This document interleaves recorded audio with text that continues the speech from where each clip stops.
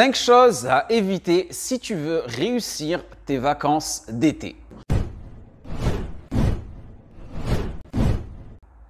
Assalamu alaikum wa rahmatullahi wa barakatuh. Le saviez-vous que l'été est généralement la période durant laquelle des musulmans et des musulmanes perdent pour la première fois leur virginité? La première fois qu'ils vont se dépuceler, la première fois qu'ils vont fourniquer, la première fois qu'ils vont se masturber, la première fois qu'ils vont goûter aux boissons alcoolisées, la première fois qu'ils vont voir des prostituées, la première fois qu'ils vont draguer et se faire draguer, la première fois qu'ils vont se dénuder, la première fois qu'ils vont sortir en soirée, apprendre à fumer, apprendre à rouler, apprendre à se bourrer, apprendre à avorter, la première fois qu'ils vont tomber dans la criminalité. Savez-vous pourquoi? Car en été, ils prennent un soi-disant RTT religieux, ou plutôt on va dire un RTA, réduction du temps de l'adoration. À cause de cette mauvaise mentalité qui s'est propagée, dans laquelle, soi-disant, on adore Allah 10 mois de l'année et on prend 2 mois de congé. Et en plus, c'est l'été et il fait chaud. Ils pensent que cette chaleur est une excuse pour tomber dans tous les vices. Malheureusement, cette chaleur intense devrait nous faire réfléchir autrement. Écoute ce que ton prophète a dit. Qala Rasulullah sallallahu alayhi wa sallam, ishtakat an-nar ila rabbiha faqalat ya rab akala ba'di ba'da. فأذن لها بنفسين نفس في الشتاء ونفس في الصيف فهو أشد ما تجدون من الحر وأشد ما تجدون من الزمهرين. D'après Abu Huraïra radiyallahu anhu, le prophète sallallahu alayhi wa sallam a dit: l'enfer s'est plaint auprès de son Seigneur et a dit: Seigneur, mes parties se dévorent les unes les autres. Alors il lui permit 2 souffles, un souffle en hiver et un souffle en été. C'est ce que vous trouvez comme chaleur la plus intense et comme froid le plus intense. عن أبي سعيد رضي الله عنه قال رسول الله صلى الله عليه وسلم أبردوا بالصلاة فإن شدة الحر من فيح جهنم. Le prophète sallallahu alayhi wa sallam a dit: refroidissez pour la prière, c'est-à-dire celle de Dohor, car certes la forte chaleur est une émanation de l'enfer.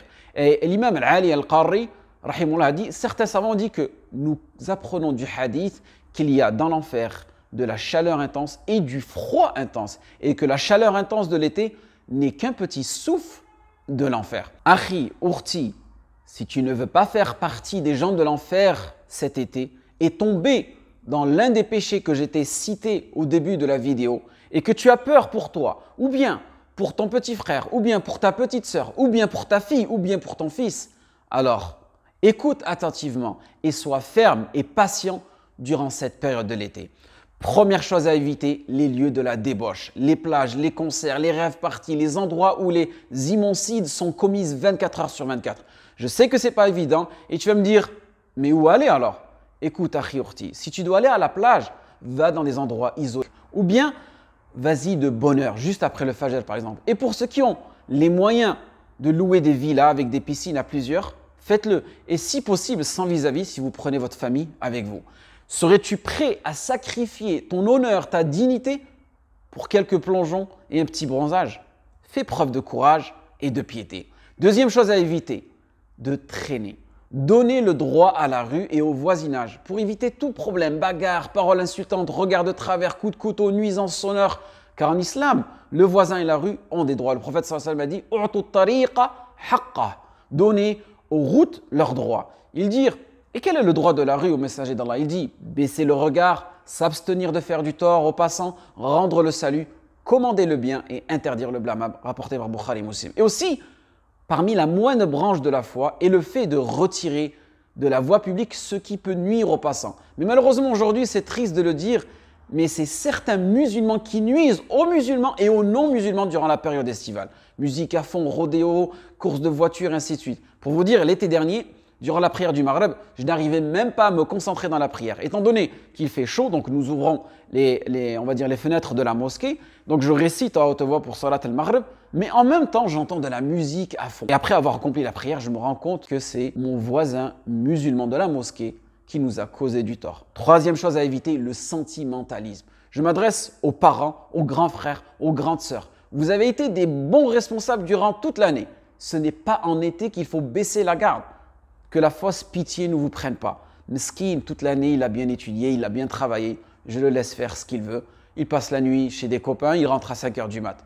Il faut être intransigeant à ce niveau-là. Car c'est durant cette période de l'année que les filles et les garçons tombent dans tous les péchés, dans les grands vices. Si vous les privez de quelque chose, expliquez-leur que c'est pour leur bien. Donnez-leur des exemples, comme je t'ai cité dans le début de la vidéo, et donnez-leur aussi des solutions. Faites preuve de bon sens, organisez des activités. Bref, vous savez mieux que moi. Et j'ai effectué une vidéo sur les interdits en islam et comment y réagir. Quatrième chose à éviter, cette expression. Il faut tuer le temps cet été. Et là, je m'adresse spécifiquement aux jeunes. On n'a aucun temps à tuer, on a du temps à remplir. Le temps, c'est comme un montant d'argent qu'on te verse chaque jour. Si tu ne l'utilises pas, il est irrécupérable. Durant l'année, on se plaint de ne pas avoir du temps. Et l'été, on se plaint d'avoir trop de temps. فقد جاء في صحيح البخاري عن ابن عباس رضي الله عنه قال رسول الله صلى الله عليه وسلم نعمتان مغبون فيهما كثير من الناس الصحة والفراغ. Le prophète sallallahu alayhi wa sallam a dit, il est deux bienfaits que beaucoup de gens n'apprécient pas leur juste valeur, la santé et le temps libre. Ou plutôt deux bienfaits au sujet desquels sont trompés beaucoup de gens, la santé et le temps libre. Car on se ment à soi-même, on se dit, dommage, j'aimerais bien apprendre l'arabe, j'aimerais bien apprendre le Coran, mais tu sais, avec le taf, avec les enfants, j'ai pas trop le temps. Une fois l'été arrivé, je sais pas quoi faire cet été. Et une fois l'été fini, je suis dégoûté, j'en ai même pas profité. J'avais 2 mois entiers, j'ai même pas appris une seule sourate. L'année prochaine, Inch'Allah, et d'année en année. Donc, on est trompé, on se trompe soi-même, tout cela, pas assez de détermination. Il faut le dire, on est malheureusement une communauté assez fainéante. Donc, prends conscience que tu dois changer d'état d'esprit et t'organiser, avoir un plan d'action. Et même si ces petites actions, elles sont de manière répétitive, alhamdulillah, c'est un grand khair. 5e chose à éviter, les mauvaises fréquentations. Pour ceux qui restent en France, je connais des gens qui évitent des personnes toute l'année. Et malencontreusement, ils se retrouvent avec une mauvaise fréquentation. Car peut-être tout le monde part au bled et il ou elle se retrouve avec la pire personne du quartier. Donc c'est soit toi qui l'appelles à la bonté, c'est ce qui est souvent difficile, ou bien c'est elle qui t'appelle au mal et à la turpitude et au munkar, et c'est souvent le cas. Imma da'i ou mad'ou. Ou bien par solitude ou bien par pitié, on se retrouve avec ce genre de personnes, mauvaise fréquentation. Et en espace de quelques jours, wallahi, elle vous forme à tous les vices. Ensuite, les gens qui vont au bled.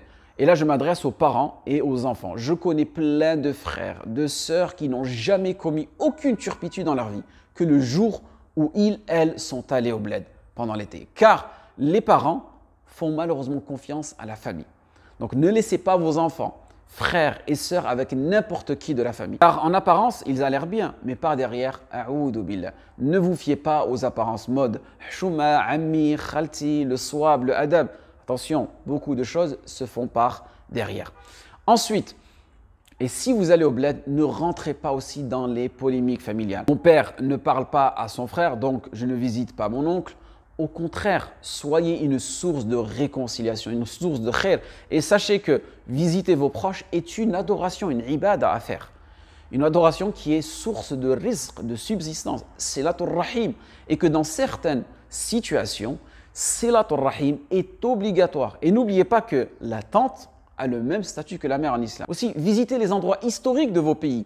Visitez les dar al-hadith, dar al-Qur'an, les anciennes madrasas, les savants, les mashayikh de vos pays respectifs. Car j'entends beaucoup de gens dire le bled, a'oudou billah.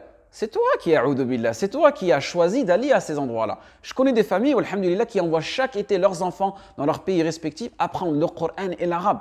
Et d'autres l'inverse. Donc, c'est à toi de te positionner. Et aussi, un dernier conseil. Je sais qu'il fait chaud, mais ce n'est pas une occasion pour vous habiller de manière indécente et mettre en avant vos formes arrondies et généreuses et musclées. Je parle autant pour les hommes que pour les femmes.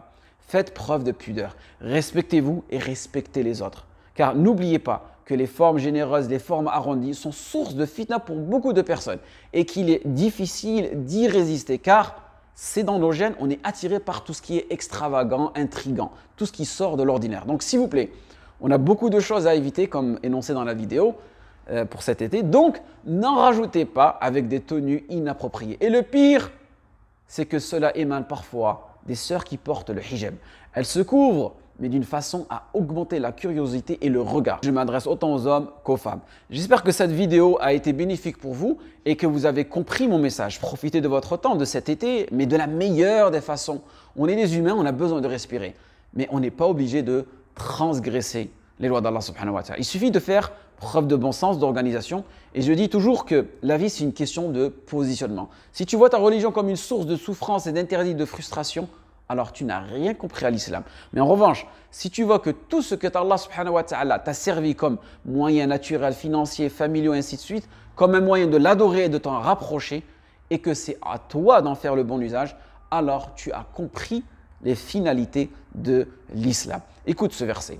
وهو الذي سخر البحر لتأكلوا منه لحما طريا وتستخرجوا منه حلية تلبسونها وترى الفلك مواخر فيه ولتبتغوا من فضله ولعلكم تشكرون. Et c'est lui qui a assujetti la mer afin que vous en mangiez une chair fraîche et que vous en retirez des parures et que vous portez. Et tu vois les bateaux fendre la mer avec bruit pour que vous partiez en quête de sa grâce et afin que vous soyez reconnaissants. Donc, en espérant que ce rappel a été bénéfique pour vous et moi, à vous de faire le bon choix, à vous de raisonner de la meilleure des façons, en espérant que cette vidéo a été bénéfique pour vous. Waffaqakumullah li muhibbi warda, wassalamu alaikum wa rahmatullahi wa barakatuh.